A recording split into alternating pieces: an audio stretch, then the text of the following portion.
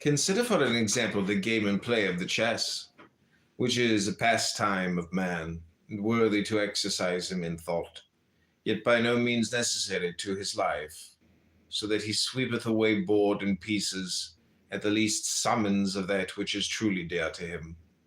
Thus unto him this game is as it were an illusion, but in so far as he entereth into the game, he abideth by the rules thereof, though they be of artifice and in no wise proper to his nature, for in this restriction is all his pleasure.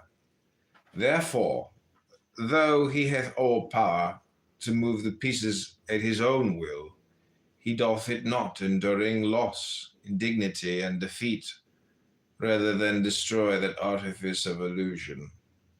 Think then that thou hast thyself created this shadow world of the universe, and that it pleasureth thee to watch or to actuate its play according to the law that thou hast made, which yet bindeth thee not save only by virtue of thine own will to thine own pleasure therein. On the falsehood of truth, De veritate falsi.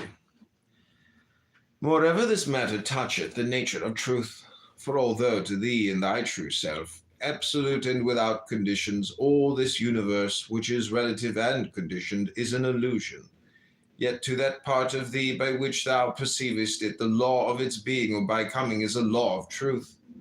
Learn then that all relations are true upon their own plane, and that it would be a violation of nature to adjust them skew-wise.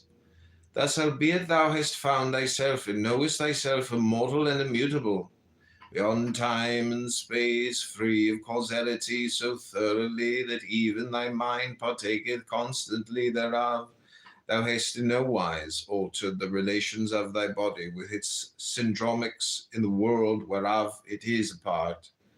Wouldst thou lengthen the life of thy body?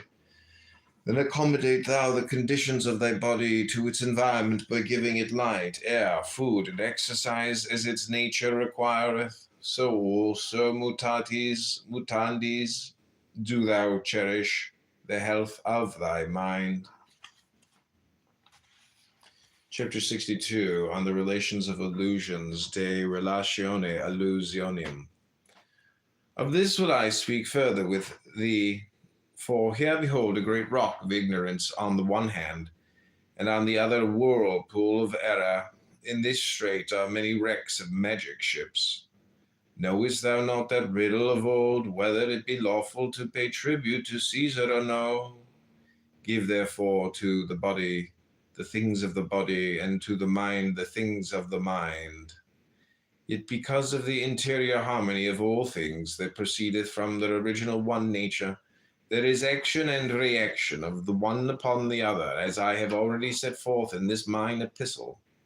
But law is universal, and between these two kinds of illusion there is an ordered proportion, and it is proper to thy science to delimit and describe this law of interaction, for to deny it wholly as to extend it to infinity is folly. Born of ignorance, idleness, and incapacity to observe fact. De prudentia, consider drunkenness. This is on prudence.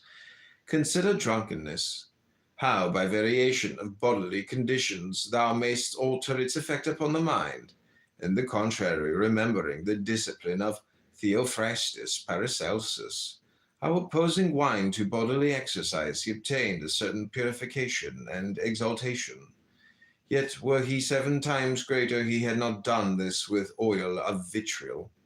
Learn then that there are certain definite channels of action and reaction between body and mind.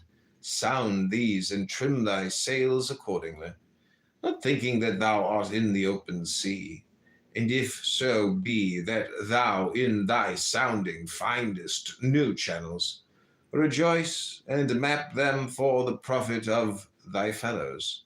But remember constantly that to find one new way up a precipice removeth not the precipice. For where thou, O angel and yet man, hast trod delicately, albeit without fear, fools will rush in to their destruction.